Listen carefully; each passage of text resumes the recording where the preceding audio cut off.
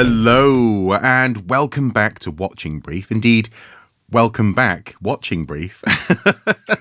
This time for the week beginning the 18th of July 2022. Andy and I have had a couple of weeks away. A few weeks away, in fact, initially due to holiday and family visiting and this sort of thing, just basically taking advantage of actually be able to relax. But then last week we thought we'd do some planning and some discussion about where Watching Brief is going and what we hope to do in the coming weeks and months. So we won't lay out too much of that today, but rest assured, we're re-enthused, I suppose you could say, re-enthused about Watching Brief. Yes, battery is fully recharged. Somewhat, yeah, somewhat. Well, that said, though, it's not quite because it has been so blooming hot, and we're going to be talking about that in today's Watching Brief. But before we dive into that, we have a whole interview laid out for you folks to watch. Before we dive into that, I just want to share with you a new element of Watching Brief, and that's going to be a sting, as they call it in the industry, a small audio and or visual sample that goes in between segments of a show or an audio piece. And in this instance, it's a little advert imploring you to consider supporting us on Patreon. A Watching Brief is a formal programme of observation and investigation to record and report on notable discoveries on an archaeological site. As part of our ongoing Watching Brief, Andy and I work hard to bring you the best, the worst, and sometimes the more quirky happenings from the world of archaeology. We aim to provide a space where voices can be heard, opinions shared, and sometimes truth spoken to power. If you believe in the work we do, please consider supporting us on Patreon for as little as $1 per month. Thank you.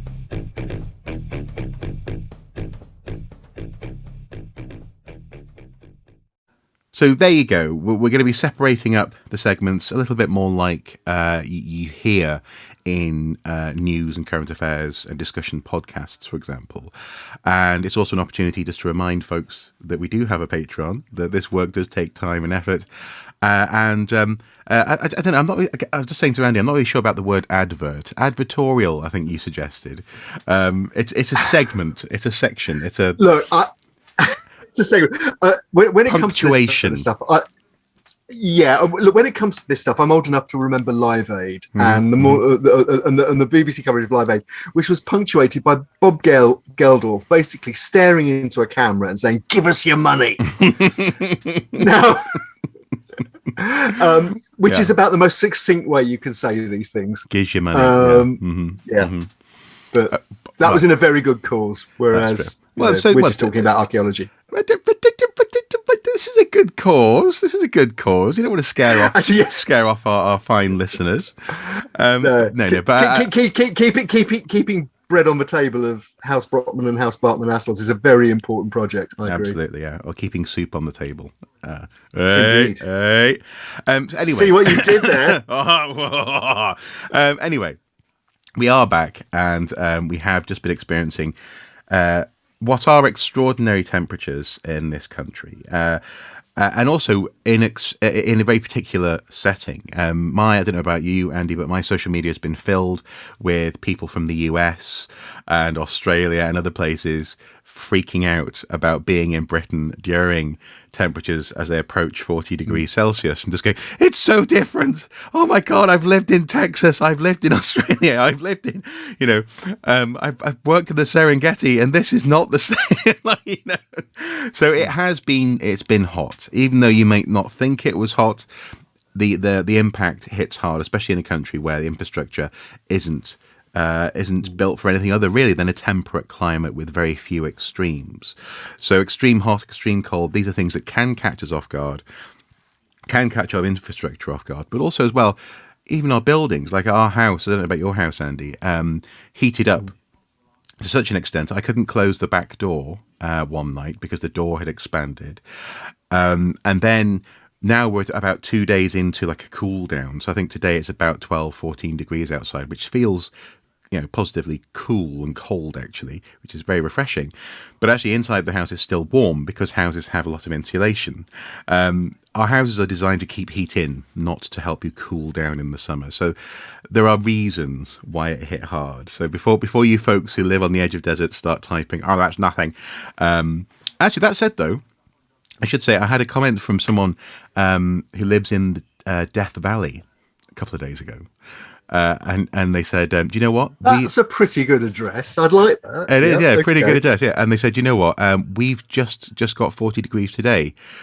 So like if Death Valley can get 40 degrees, it was hot. It was hot. And with that in mind, particularly this summer and in various ways, we were aware that archaeologists working out in the field, working either in community projects or in commercial contexts, would ideally have to be aware of, at the very least, if not actually have mitigation in place to help with this weather.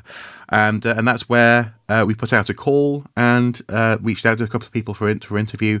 And Andy had a chat with them this morning. So do you want to sort of lay the groundwork introducing this interview? Yeah, I'll do that very briefly because I think it's more important that we get down to the actual. In other words, you talk too much, Marc. You talk too much. It's what watching brief is about. It's about a conversation. Yeah. No. You verbose fool. So go on. No, in all seriousness, one of the things we want to do with watching brief going forward is to make it more newsy. Yeah. And the big news in Britain this week has been the weather. Now, okay, we're British. We talk about the weather. We obsess on the weather. It's a national stereotype. Mm-hmm. But there has been, I think, something very different about this week and the way people have responded to it. First of all, the fact that we had the first ever red weather warning for extreme heat over much of the south of Britain, up into Yorkshire and the northeast, in fact, even. And then the fact that on certainly Tuesday, our television screens were full of incidents of wildfires just down the road from us here in Dartford, across the river in Essex, up in Norfolk, and other places across the country which didn't get such national coverage. But to the extent that the Mayor of London put out a statement that the London Fire Brigade, the London Fire and Rescue Service, had its busiest day since World War II and the Blitz. Yeah. Which gives you a measure of quite how serious the situation was. We wanted to ask how the archaeology sector had responded to it, partly because towards the end of last week, there were hints and social media reports that people were considering what to do. The red weather warning had been issued. There were reports that some of the big archaeological contracting units were standing down their crews for that period. So we thought we'd basically cut to the chase, and we talked to Jessica Bryan, who has two hats really. She's a senior archaeologist with Museum of London Archaeology, but she's also the chair of Prospect Arcs. Prospect is a trades union, and Prospect Arcs is the group which specifically represents archaeologists. The other person we spoke to is Emma Samuels, who is a archaeological supervisor on a community project up in South Yorkshire at the moment. And by talking to them both, we wanted to have a look really at how the different sectors responded to the heat, and also what lessons we might learn going forward. So this is the conversation we had earlier.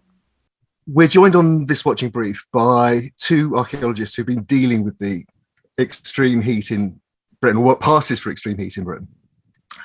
We have Jessica Bryan, who is a senior archaeologist for the Museum of London Archaeology contracting unit.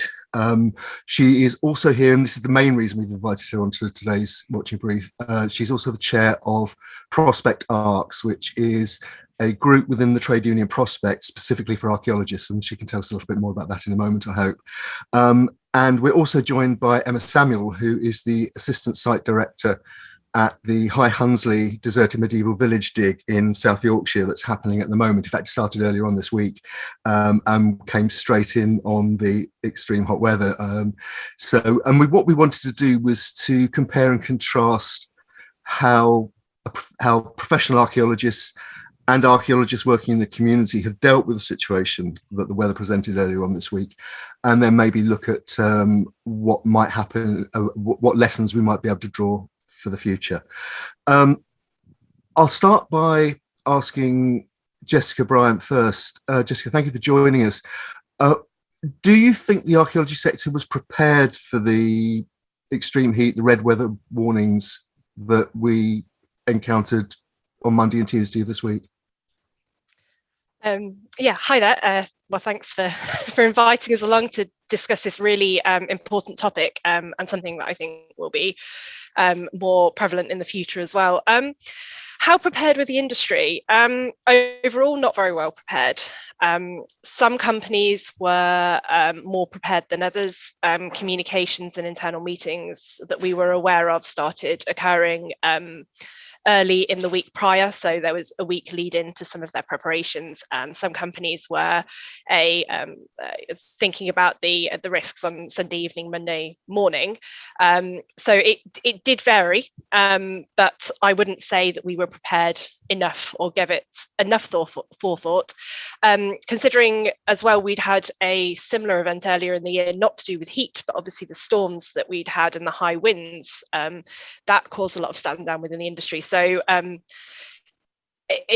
terms of heat, we haven't had that event before, but we've had extreme weather, and we are having more frequent extreme weather. So I think that it's something that companies should have been more prepared for, but potentially weren't. Do you think there's a reason for that lack of preparedness as you identify it? I think, firstly, it's difficult to predict the weather. We all know that it's very difficult.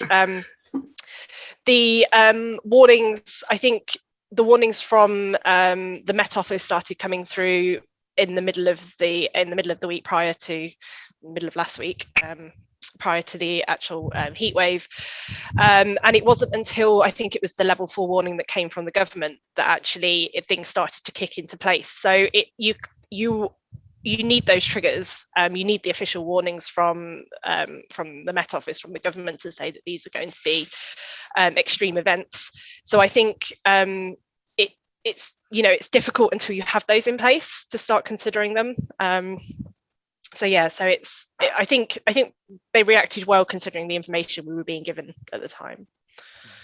And just to clarify for our viewers who maybe aren't aware of how the industry works, how a site's organised when a professional contracting unit is on site. In terms of health and safety, obviously there are two. It's a partnership, isn't it? There's the company that is employing people, and then obviously there are the staff themselves, and any, particularly in your case, trade union representation that also has a health and safety remit. How have you found that relationship working out in the current situation? It's, again, very varied, and I think this is something that across the board needs to be addressed. We have, so just to kind of give a little bit of an explanation, Prospect is one trade union that represents archaeologists working across all sectors within the archaeological community.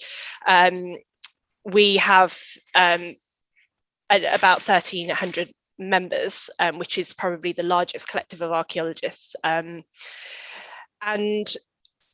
within those memberships, obviously people work across organisations, hundreds of organisations we have members in. But within six of those, we are what we call recognised. So the company recognises Prospect and will engage with them. Other organisations recognise other unions. So Unison is another example, who do a lot of great work as well. And where we're recognised, we have formal health and safety representatives, and the company are legally obliged to consult with the health and safety representatives over any health and safety issues that are concerning their members. So in those recognised organisations, we have a very good relationship. We have committees, we have open discussions quite frequently about health and safety issues. Other companies maybe have their own informal systems in place. They may have staff forums, they may have informal health and safety representatives within staff members, and they tend to work quite well, but potentially it depends how they're organised within the organisation as to how effective they are. And then we have some organisations where they don't talk to staff at all, and we are aware of a number of issues that have occurred over the past week, where I think one of the biggest failings is that they didn't talk to the people doing the tasks on site or off site in offices, and that was where the biggest amount of friction occurred. So as you can see, it's kind of a bit of a bit of a mix as to what you may or may get depending on where you're working. And Emma Samuel, you're working in a community context, so you haven't got those formal structures that Jessica's just described.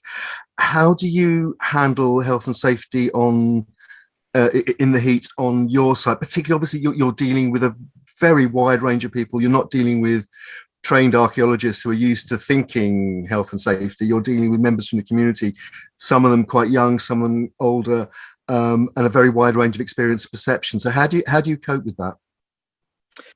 Well, as you say, we have sort of more leeway than the commercial sector does, because the people who are coming into us are sort of volunteering or choosing to participate with us on certain days. So if they decide they don't want to come in because of the heat, that is obviously completely their decision, and that's absolutely fine. We're very lucky because we do have a very experienced medic on board who is used to working with extreme heat. So he has been giving us a lot of very good advice. We did have a couple of people who were concerned, but still came onto site and were quite happy. They felt very supported throughout the heat. Essentially, we were working for about 20 minutes, and then we would take a break. Come back into the shade. We have a shaded area under some trees here with a canopy up. We were making sure that everyone was drinking water regularly. We also have a large amount of isotonic drinks on hand so that people can replenish their electrolytes. And we just essentially took it very easy. So we were starting at around 9 o'clock. We were probably finishing anywhere between sort of 3 and 4. So where it was getting that little bit hotter in the afternoon, we would just start taking more breaks. And as soon as that we could see that people were starting to get a little bit tired, we were essentially saying, right, okay, that's it for now. We'll just have a wander around the site, have a look at what's been going on, make some plans for tomorrow, and we'll call it a day. And we didn't have anyone actually come down with any heat injuries. So it seemed to work very well. And as I say, the participants were very pleased with how they felt that we handled the whole thing. You're in a supervisory role there. Did you have any extra training discussion with your colleagues? Because obviously monitoring people is one of the most important things in terms of heat safety. People who are going down with heat stroke often aren't aware of it, are they? No, we did have training. We had first aid at work training, and we had an extra little bit on the end of that, specifically dealing with heat injuries, how to recognise it, what to do if you think that someone is starting to get overheated, and the processes to go through. So yes, we did have some health and safety training on that. And I should just say that we're going to be linking below the line to the St John's Ambulance advice on recognising and treating heat stroke. That's for people outside of the UK. St John's Ambulance is one of the main medical volunteer charities who specialise in first aid work and have a very high reputation for the quality of the work that they do. Jessica, how does the situation that Emma's just described, does that mirror in your experience in the contracting units who were dealing with the situation? Yeah, very much so. For those that continue working, I mean, we always try and abide by the health and safety triangle, as it were. So you always try and eliminate the risk before doing anything else. It was decided that in a number of companies, and particularly the one that I work for, Museum of London, where a lot of our work is focused around the southeast, which was potentially the hottest areas during the heat wave. That it was not possible to mitigate the risks for the heat. So it was decided to stand down the teams for those 2 days and provide other tasks for those staff to do. So we were given training and post-excavation tasks, and things like that. In other companies where potentially they were outside of the red high temperature zones, or on different types of sites that maybe were more shaded, had access to good welfare, things like that, it was decided that actually mitigation could be put in place to reduce the risk. So yeah, definitely a lot of companies invested in a lot of gazebos. I think Argos probably did very well over the past few days. So things like gazebos were brought onto site if they weren't already there. It is actually a legal requirement for sites to provide drinking water anyway, although I know that the quotas for drinking water were increased, obviously. We'd suggested that companies invested in things like cool boxes if there weren't fridges on site to keep water cool. Breaks, frequent breaks. There's a study that actually, you use a lot more energy in a very shorter amount of time. So we were suggesting that, and I think Emma, you said there, you work for 20 minutes and then take a break. That was another mitigation. And I think the majority of companies that were working, they tried to start earlier, although that might not be possible with people with children, things like that, going to doing school runs. So they tried to start earlier where they could, and then worked till around 11, 12 o'clock when the temperatures really started to increase. And then the staff were retasked. So in some cases they were sent home, with online training, things like that. And in some cases they were given tasks on site or in offices that were ventilated and could be kept, temperatures could be regulated, so things like fines processing, things like that. So that was the key. There were some companies that stood down and just let their staff go home to recuperate for the next day. So it was a combination, and I would say that some companies definitely handled it better than others. And again, it goes back to, I think the companies that handled it better were the ones that prepared and discussed the mitigations with their staff before implementing them. Goes back to that key communication issue. And I think, as Emma was saying, she kept the communication channels open with her volunteers, and it made it, everybody could make their own choices and had autonomy over their decisions, which was, I think is a really, really key message. There's another aspect of this I wanted just to discuss with you both briefly, which is kit. Now, obviously, in a commercial situation, there are often very strict PPE rules.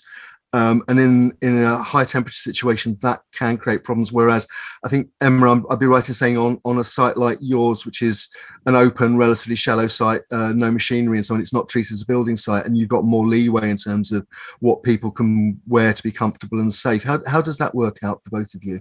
Emma first. We basically insisted that people wore hats, loose-fitting clothes. We were making sure people were keeping their sunscreen topped up, and again, just keeping hydrated, keeping cool, just making sure that no one was facing any distress.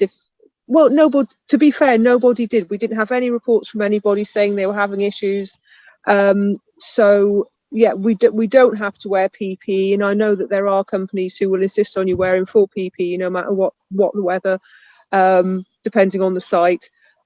So again, we are very lucky because we're doing community, that we can make those choices. But we were insistent about a couple of things like the hats.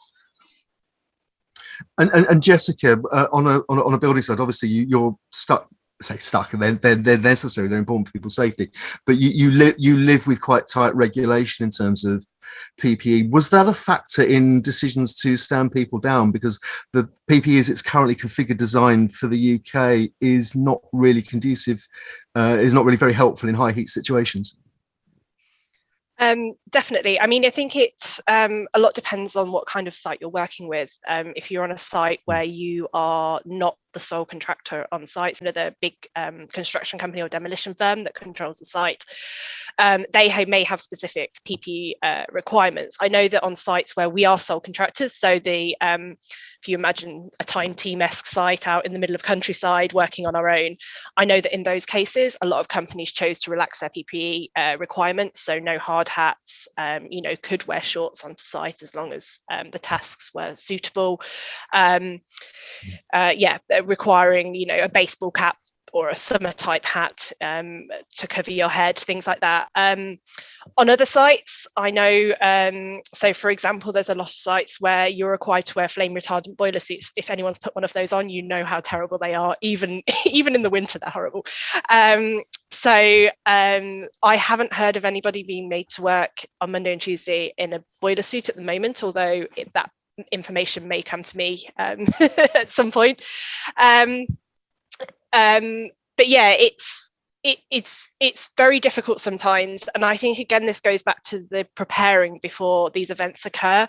The PPE rules are kind of there, and they're very hard to change sometimes. But I think if discussions are had ahead of time, and these kind of events are considered, then there could be, you know, steps put in place so that PPE PPE requirements could be reduced. And also there is an element of companies investing in PPE. So there's a lot of cheap PPE out there, and it's a consumable item. We do go through it quite quickly because of the nature of the tasks. It's dirty, it's physical, you know, they wear out. So there is an issue with cost, but if you invest more money in PPE, there is good quality PPE out there. So for example, the boiler suits that you may have to, flame retardant boiler suits out there are summer versions. They cost about £200-300 a piece. They're not cheap, but there are other options out there. And again, I think in the future, companies might need to be looking to kind of the more expensive but better quality items. And again, talking to their staff, what are they preferring? So yeah, I would say it's a varied response again. Talking about the future actually brings us, I think, rather neatly to perhaps trying to draw some conclusions for the whole discussion. When I was prepping this, I was talking to people and looking at practices, for example, in the Middle East, where temperatures like the ones we experienced in Britain on Monday and Tuesday are routine. And there, for example, sort of elective archaeology, research archaeology tends to happen in the cooler parts of the year. But also hours of work are varied, so people start early and finish early. It happens in the States as well, as I understand it. Emma, first of all, obviously traditionally community archaeology takes place in the summer, but with your experience this week, do you think, put it this way, did you cope well enough that you could consider carrying on with a site like High Hunsley if, for example, UK summers have more red warning heat days in future? Or do you think people need to adjust their mindset about when and what time of day they work, for example? I would say if we're going to we coped well. There's no doubt we coped well, and if we're going to see an increase in temperatures like this is something that we are going to have to get used to, and we will have to change our infrastructure to be more like areas in the Middle East or even Spain, or places like that where they are used to high temperatures. From a personal point of view, I always preferred working in spring anyway because I don't like high temperatures. So I would probably personally shift when digs or excavations were happening, but again you have the issues that people are aiming for, say school holidays, so you'd probably be looking around Easter, and again it depends how much climate change is, because then if you're looking at working in the rain, that's no fun either. So the issue with community, I mean, you could probably work it a bit better with commercial, starting earlier and finishing earlier, but with community where you have people who are giving up their free time, essentially, they possibly won't want to be on site for, like, say, 6:30 in the morning, even if they are finishing by midday, 1 o'clock in the afternoon, because it can be a little bit of a culture shock to have to start getting up that early. So it's a difficult one for community archaeology.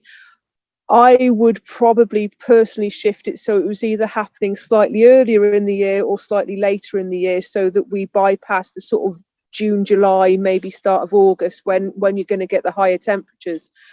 So yes, as I say, that's what I would do personally. But again, that would have to be a discussion that was had amongst all the community groups, and a decision then made what we think best practice would be.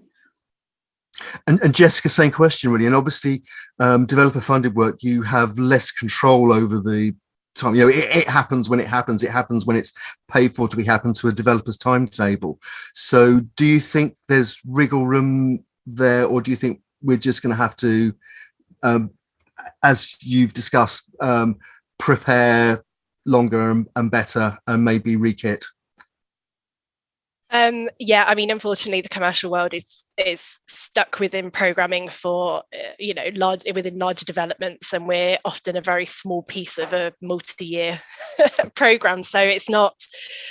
I mean, we have programs in place to try and for example, we do trial trenching when crops come off fields to have a lesser impact onto farmers, but that doesn't always work because projects get delayed. So there is potential to consider when projects occur, but usually it's whenever it fits into the program, and that is a big problem. So I think we just need to be more prepared, and it is about the heat, but it's just about the climate change and climate emergency in general. We are going to have more extreme weathers, and I think people just need to be more prepared. And also, just to slightly take it off the health and safety tangent, companies need to be, archaeological contracting companies potentially need to be a bit more savvy about negotiating terms and conditions in their client contracts and things like that, so that they don't get caught out. And if they're going to buy better PPE or put other mitigations in place that are costing the business, that they potentially need to be factoring those in as well. So it's not a case of we get a few days of hot weather and the company's struggling to afford to be able to protect its staff. And I'm not saying that is the case. I'm just saying that it potentially could be one of the reasons. So I mean, I think flexible working is a great idea, but we obviously have to be mindful of EDI issues. Suggesting that people start earlier in the day, it might not work if people have got caring duties and things like that. So that's a tricky one as well. And I mean, I think it is a great mitigation in heat to be able to start earlier in the day, but it might not be possible for everybody. So I think that it needs to be thought about. But I mean, we work in the winter, we work in the wet weather, and so I think it's going to be one of those things that we're going to have to work out how we work in the heat in the future. And we've got about 4 minutes left, so just to wrap up, I'm going to ask you sort of one last question, both of you, really. If you were, I mean, this is the show is going to be available to the archaeological community, professional and vocational, volunteer. So what, in a word, if the Met Office and the government came out with another red warning for 2 weeks' time, what would you be telling colleagues to do to prepare now? Start with Emma. I would say make sure that you have your shade in place, make sure you have plenty of hydration on site. The other thing we found actually worked quite well was just having a little backpack sprayer. People were really enjoying. We were going around and spraying people with cool water, and that was really helping people to stay cool, and that worked very well. And people were reticent to start with, but once they'd had it, once they'd basically been sprayed, they were quite enjoying it and essentially asking for us to go around and carry on doing it. So that was a really good mitigation.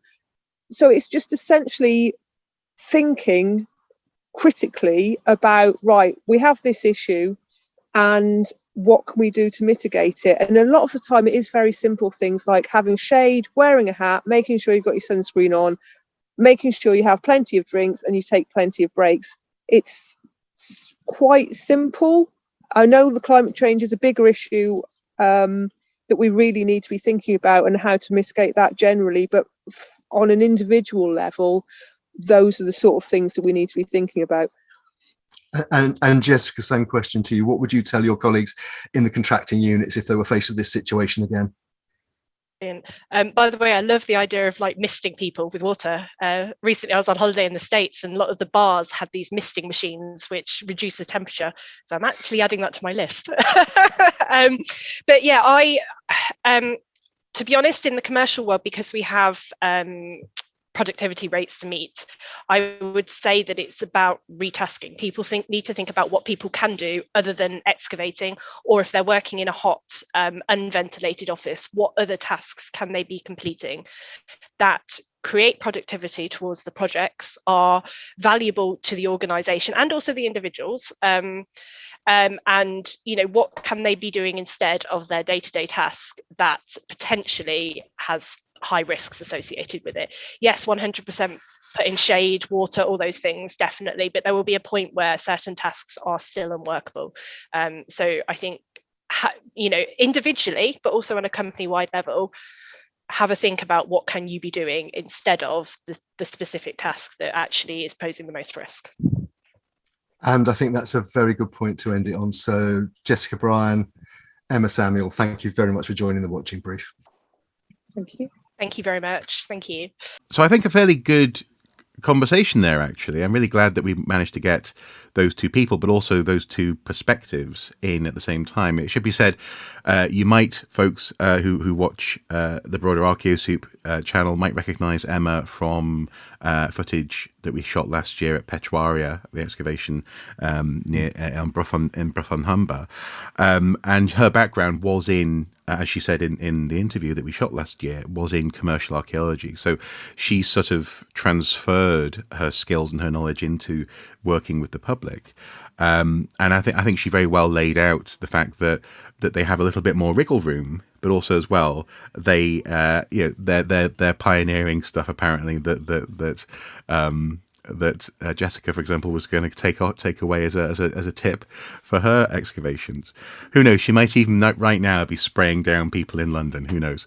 Actually, looking out the window, it's quite sort of close here today, but it's rather dark and it's not nearly as hot as it was earlier in the week. But on the other hand, just spraying water at people is just fun, isn't it? I mean, we're all which could easily turn into a sight water pistol fight. Not that I'd suggest that archaeologists will be anything like so unprofessional. No, not at all. Now, in all fairness, actually, as after we finished recording, I was saying to her that last year I observed people on site who initially were a bit like, really, going to spray me with water? But then eventually everyone was sort of was begging to be sprayed. They're like, please, it's wonderful. So yeah. It was, actually, just to say the other wonderful thing about Petuaria last year, and again, it wasn't as hot as it was earlier on this week, but while we were there recording, it was pretty warm. Yeah. And one of the best moments was, and again, this is an example of why, if you're an archaeologist, you must always try and engage your local community, including your local shops. Because a rep from the PR team at the local Morrison store turned up with a whole box full of ice lollies for the crew, which was fantastic. Yeah, that was very welcome. Yeah. So what? I suppose what do you think are some of the takeaways from that conversation, and where do you think this is going? Or is the archaeological season in Britain going to have to shift potentially? Is there going to have to be a post-X break in the middle of the season? I think that's a decision that the sector is going to have to come to by having conversations with itself and with the people who with the employers. I mean, Jessica very rightly made clear that developer-funded archaeology, which is where she's working at the moment, works to timetables which don't take note of the seasons. They take note of developers' building schedules. Yeah. So, now within that, again, there may be room to, for example, vary site hours to work earlier when the weather's going to be hot and things like that. But at the same time,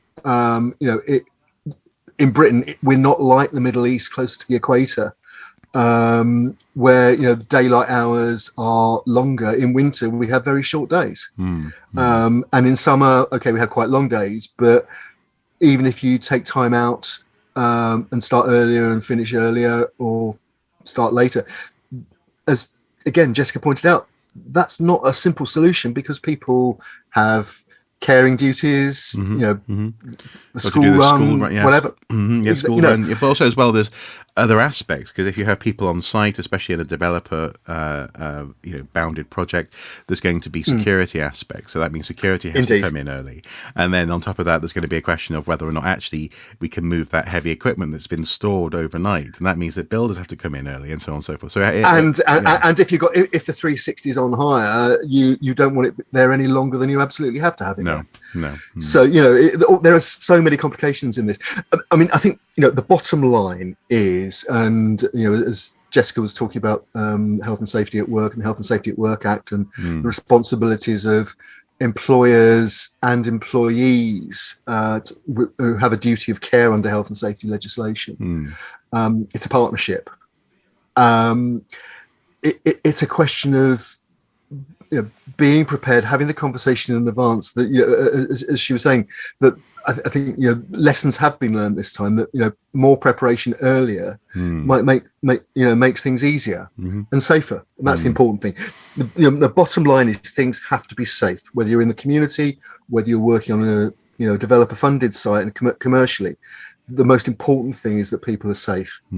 Moving on from that, obviously, an open conversation between archaeologists and particularly employers and contractors is really important. Now, part of that is the involvement of trade unions, which have a much more explicit role in supporting the terms and conditions and the safety of their members. And sometimes having a union rep between you and your employer, or you and the people who are contracting you, makes it easier, for example, to say, this is wrong, we need to change it. You can have difficult conversations without actually coming to blows. That's right. And your union or your union rep has legal advice at the end of the phone. And in which in these kind of things, in extremis, could be really important. Jessica made clear that she's there with Prospect. There are other trade unions. Unison is another one that recruits archaeologists. So there's no exclusivity about this. It's really about having the ability to have a grown-up conversation about these very important issues.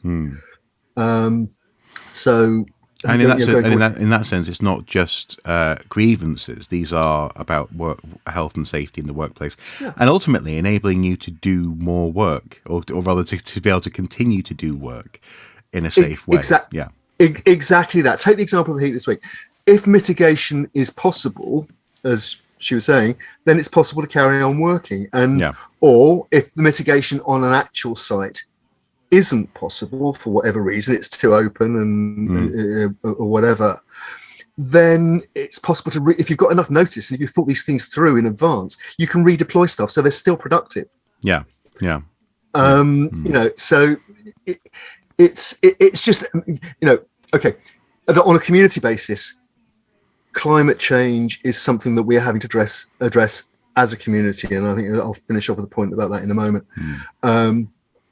But just in terms of archaeology, it is another aspect of doing archaeology safely, which we all need to be aware of. And I think that there's one other quick point I would make on that, and that is the fact that there is currently in the UK no maximum temperature after which you can't work. There's no legal cut-off point for heat, Mm-hmm. whereas there is for low temperatures. Mm. And the Trade Union Congress, which is the overall organisation that works with Britain's trade unions, or most of Britain's trade unions, has a campaign at the moment to asking government to actually set a temperature, the highest working temperature, which at least will work for people working indoors. It's much more difficult to set one for outside because there are very many more variables. Mm-hmm.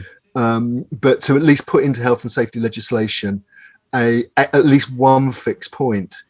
And I would say, again, it pulls the whole climate change argument, I think, together with that particular issue of people working in heat.